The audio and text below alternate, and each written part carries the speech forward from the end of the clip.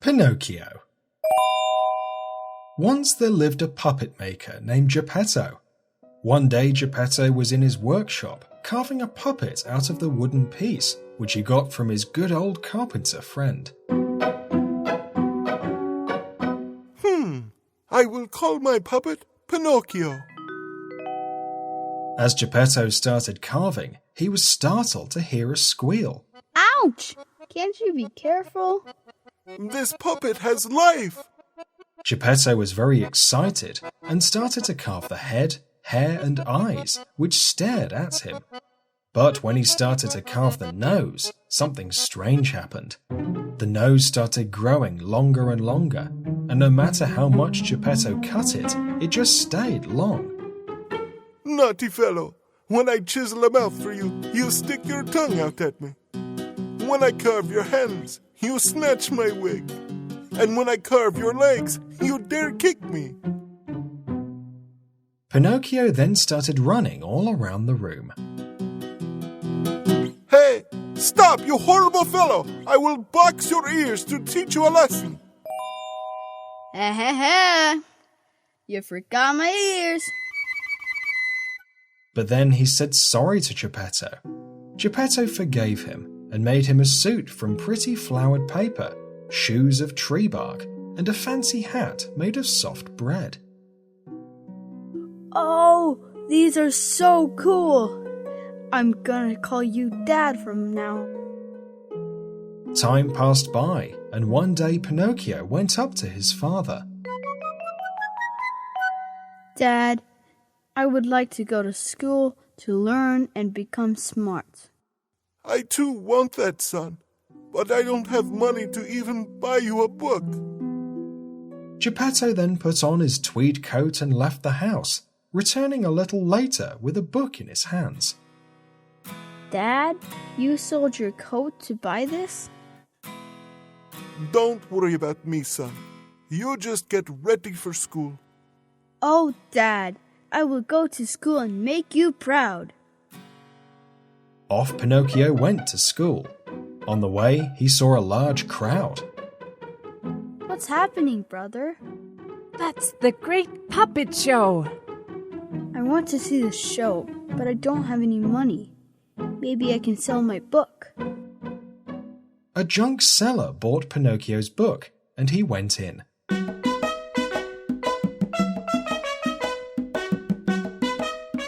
There he saw several other puppets. Just then, Giovanni, the puppet master, walked in. You all better behave yourselves, or else. After the act, Giovanni went home to cook his dinner. Other puppets joined him as well. I need more firewood. I will use that Pinocchio to cook my meat. Come here, boy. I need some wood to cook my meat. Oh, please don't! Dad, please come and save me! Your father is alive? Yes, sir, and he really loves me. Okay. I will use another puppet. Luigi, bring me Harley Quinn. Harley Quinn is just a baby. If you must, please burn me. You are a good boy. I will let you off. Come, tell me about yourself. Pinocchio narrates his tale to Giovanni. Your father is a good man. Take these 5 gold coins and buy him a new coat. Oh, thank you so much. On his way back, Pinocchio passes through a forest where he meets a half-blind cat and a lame fox. Pinocchio happily tells them of his gold coins, and the two wily creatures hatch a plan to rob him. Madam Cat, let's tell him the secret of how to grow a tree full of gold coins. If you say so. We are sharing this secret with you only. Now, let us go to the inn and celebrate our new friendship. The next morning, the fox and cat had already left, so Pinocchio had to pay with his gold coin for the meal and their stay. As he made his way to the forest, he heard a fierce voice. Stop! Give the money or die!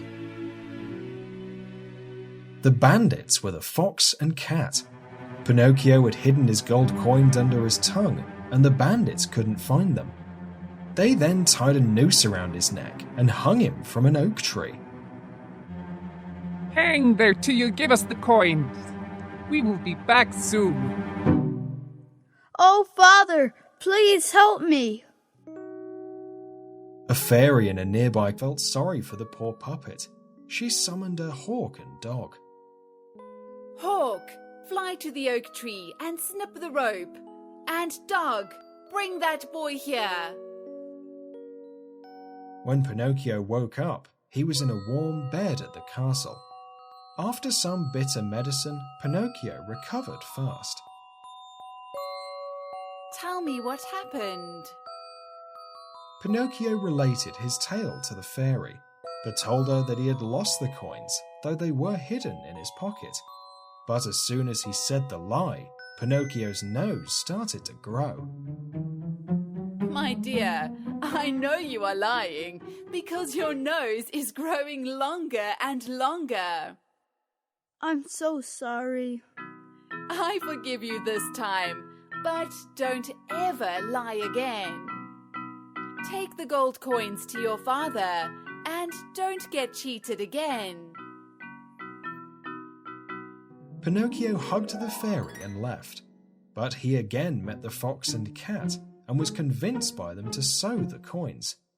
The next day, the cat and fox had made away with his coins, and he returned home with nothing. I'm sorry for everything, Father. Do forgive me. Geppetto forgave his son. Soon it was time for Pinocchio to go to school, but he was led astray again by Carlo, the good-for-nothing boy in class. Hey, Pinocchio, where are you heading? To school, of course. What a waste of time. Come with me to Toyland. No one studies there. A wagon will be coming in the evening. A large wagon pulled by 12 pairs of donkeys soon arrived, and Pinocchio and Carlo scrambled in. Whee! Toyland, here we come. However, Pinocchio was in for a rude shock. Carlo's and his ears became long and hairy, their faces began to change, and they turned into donkeys. They could now only bray. At the market, Carlo was sold to a farmer, and Pinocchio was sold to a circus owner, who made him perform at the circus. One day, while jumping through the hoop, Pinocchio stumbled and fell.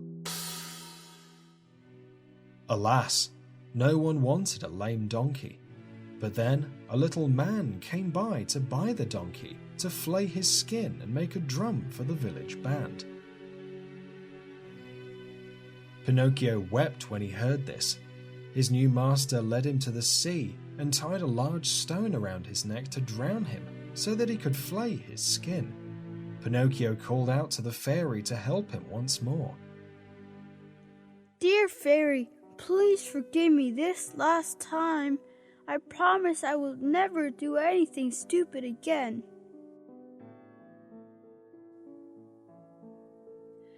I can hear Pinocchio crying out for help.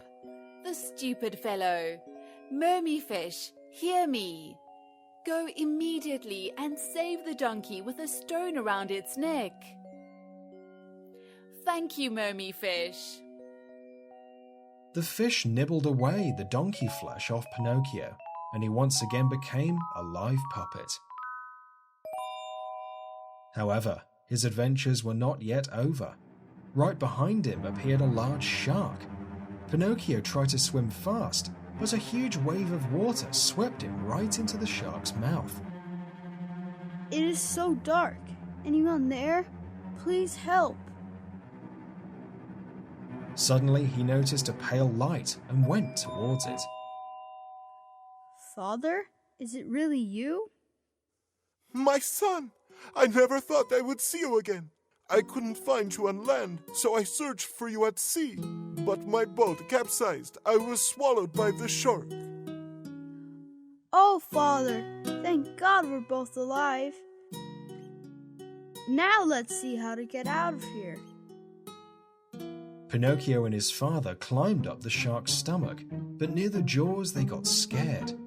However, the shark was sleeping with its mouth open in shallow waters, so Pinocchio and his father jumped out and quickly swam ashore. Father, you're running a fever. You rest in that hut, and I will try to find some milk for you.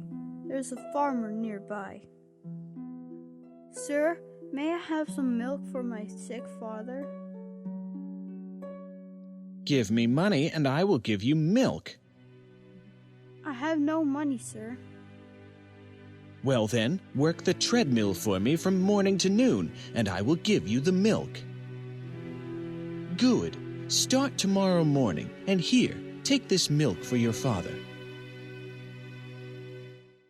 Pinocchio ran to give the milk to his father. He worked hard, and soon his father recovered. Both of them then returned home. Pinocchio now became a responsible son. He weaved reed baskets and sold them. One day he heard that his friend the fairy was ill.